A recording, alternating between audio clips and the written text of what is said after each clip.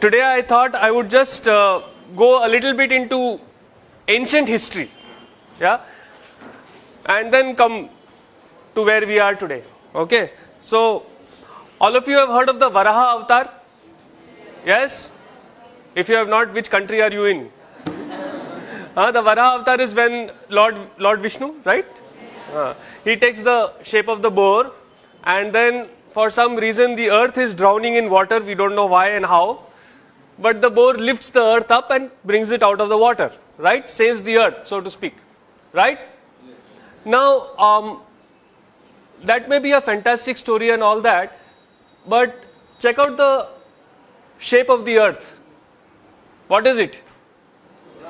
It's round, right? Which means that more than 10,000 years ago, we knew that the earth was round. Yes? Which Europe only accepted once they saw the Apollo pictures from space, right? In fact, we call geography Bhugol, right? It is goal, round. Is it? It's not Bhutatte. Right? Okay? It is Bhugol. Okay? So we knew a very long time ago that the earth was round. And then we call the earth Jagat. Jagat means what? Jiski gati hai wo, meaning that which moves. Right? So, we knew that the earth was round. We knew that it was not stationary, that it was moving. And this was thousands of years ago. Yes? Interesting, huh? Okay. Okay. Let's go a little bit into space. Now there is this star called Antares. Okay, Antares. Ares means Mars. Red. This is also a red star, so it is called Antares. We like Mars. Okay. Now it is the 15th or 16th brightest object in the sky. Alright. Yet our elders, our ancients, they called it Jeshta. Okay. Now what does Jeshta mean? You know what Jeshta means? Jeshta means the biggest, the oldest, the eldest. Now why would they call the 15th brightest object? Meaning there are many more brighter objects than this star in the sky. Why would they call it the biggest? Yes? Intuitively, something that is brighter should be bigger. Yes or no?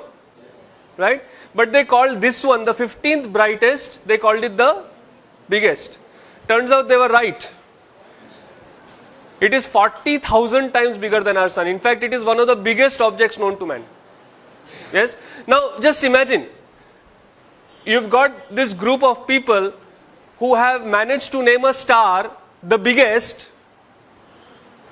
and this was 5,000-7,000 years ago. Yeah? Which is just a point in the sky.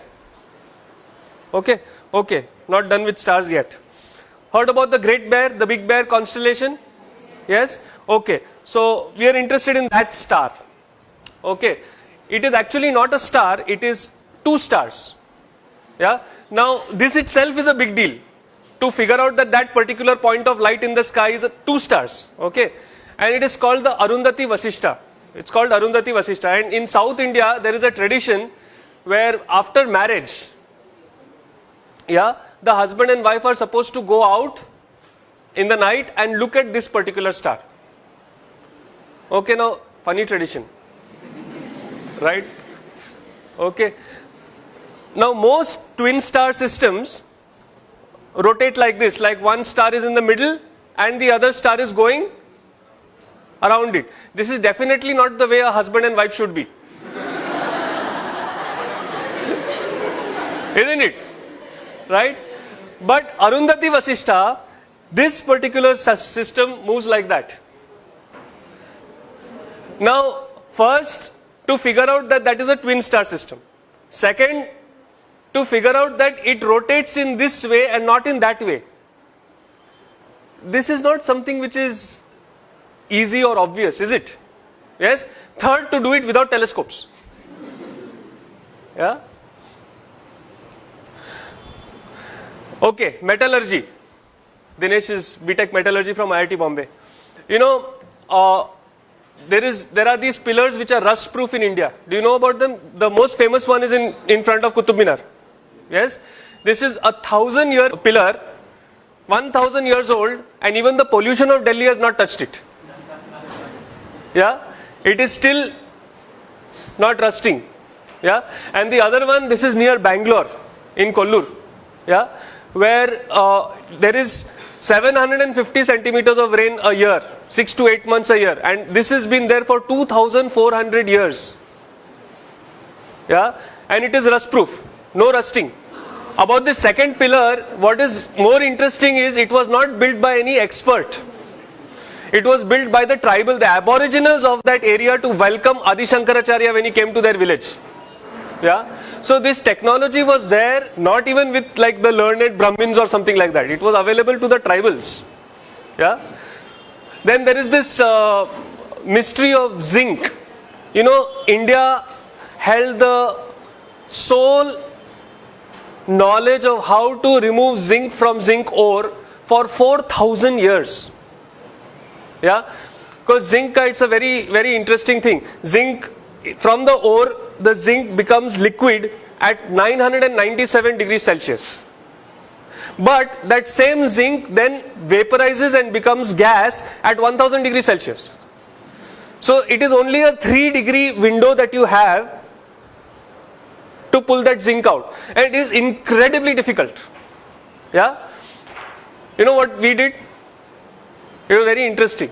See, usually if you see a furnace, kya hota hai? There is the furnace and then something is coming out and being accumulated. Isn't it? This is the way most distillation is done. Yes or no? You've got the heat from the bottom and something comes out and it is collected. Now, when the heat was coming from the bottom, what would happen? The zinc would become liquid. It would go down or it would just evaporate and go out. Right? So what did these people do? They turned it upside down. They put the heat on the top and they put an ice bath below it, cold. So it would come down, then it would go in the cold, it would solidify and you would get the zinc. Yeah? For 4,000 years we kept this technique secret over here. Yeah? All the zinc in the world was made only by India. Nobody else could make it only. Yeah? Then one Chinese fellow stole it. Yeah? And then one British fellow stole it from the Chinese. There was this guy called William Champion who made the first zinc distillery in Great Britain in the year 1543. Before that, for 4,000 years, if you wanted zinc, you had to come to us. Now, this is a nice shloka in the praise of Lord Krishna. When you look at this shloka, do you think that there is anything special about it? It is like all other shlokas. Oh Krishna, you are great, you are this, you are that. Yes or no? Right? Only thing is there is this thing, there is a protocol called the Katapayadi Sankhya. Okay? Took me a long time to learn to pronounce that. Yeah, so there is this Katapayadi Sankhya where they give particular alphabets, particular numbers. So for example, Katapaya is 1 and so on. And then if you substitute these numbers in this shloka, you know what you get? The value of pi correct to 30 decimal places. Yeah. So we knew how to do encryption also. Yeah. Acha, now don't you like this what I am talking about? So clap and tell me no. Yeah.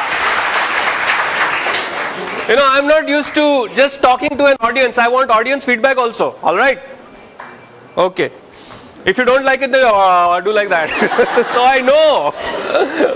Now recently I had been to Goa, and in Goa there is this place called Vasco da Gama. You have heard of it, right? Now why is Vasco da Gama called Vasco da Gama? Because there was this fellow from Portugal who came and supposedly discovered India. Right? Okay, let me tell you the true story. This story is in Vasco da Gama's own journal, which is there in Lisbon today. Okay. There were two guys who went searching for India. One of them was Christopher Columbus. The other was Vasco da Gama. Okay. Now Christopher Columbus, he went in the opposite direction. From Europe he went up. Okay. And he found America. Only he thought America was India. Okay. That is why the natives of Americans are called Indians. That's where the Indian name comes. Because he thought, मेरे को India मिल गया. Right? So he called those people Indians. He called them Indians actually. Then the Other people came and, called them red because they were not white. Yes? So that was Christopher Columbus' story. Vasco da Gama, he went in the opposite direction. If you know your geography, he came down from Africa, and he was too chicken to go out into the main sea. He would only sail keeping the coast in view. Okay? And he was having the biggest ship available at that time in Europe. Alright? So he came all the way down to the Cape of Good Hope. Okay? And over there, he was wondering, now how do I cross? Because from there to go to India, you have to go across the ocean, across the sea. Right? Over there he met a Gujarati whose name was Kanha.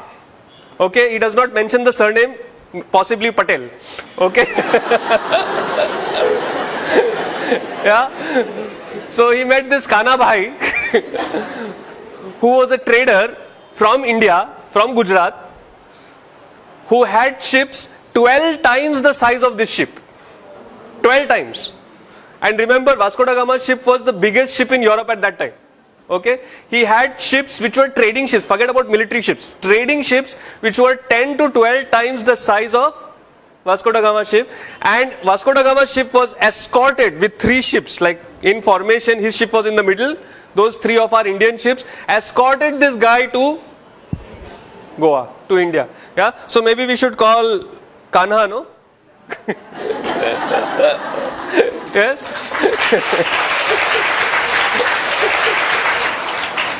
Now, I mean, we could go on and on and on. The amount of history, the amount of knowledge that this country had was phenomenal. Absolutely phenomenal. Yeah? And what was even more phenomenal was these guys had this knowledge 5, 7, 10,000 years ago.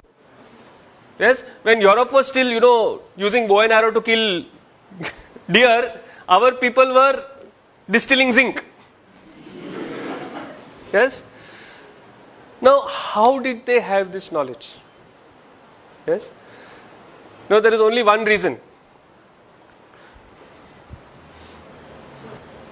All our scientists were saints. All of them did pranayam, all of them did yoga, all of them meditated. Yes? So what happened was, because when you have trained your mind like this, when you have meditated, when you know how to do this, and you have done it for appreciable number of years, then you are no longer limited by physical instruments. If you want to go into outer space, you close your eyes, boom, you can go. If you want to go into the depth of the atom, you close your eyes, you can get there. And then you are seeing it, right? So it has to be accurate. That is how Arundhati Vasishtha turns out to be a twin star system which rotates around each other. Yeah? Are you getting what I'm saying? Yes. Yes? That is how you can figure out how to make rust proof iron, which even till today we have not figured out. Yeah? So the basis of science is spirituality. Yeah? And this wealth that our country has, I will not say had, this wealth that our country has was systematically destroyed by the British when they came here. Yeah? They rewrote our history. So that when they left us with a legacy of being ashamed of our own culture and our own tradition. Yes, in Delhi we know this very cute old couple. Uncle is 81 years old, auntie is 71 years old, and they will be celebrating their 50th wedding anniversary like next year. His father was the first Chief Justice of India, Bhandari, Mr. Bhandari. Yeah, so very well connected and all. So he went to all these British schools, and over there they would say, yoga is for freaks. You should do PT. But unfortunately, do you see that even today in schools you do PT, you don't do yoga? Yeah. So we have got independence, it's 60 years, but we are still thinking in those terms only. That is what the British wanted. Yeah. To break this country, they had to break the education system and break the traditions. If we want to build this country again, then maybe it is time to come back to learning, studying yoga, meditation. Yes? Yes or no? Yes. Right?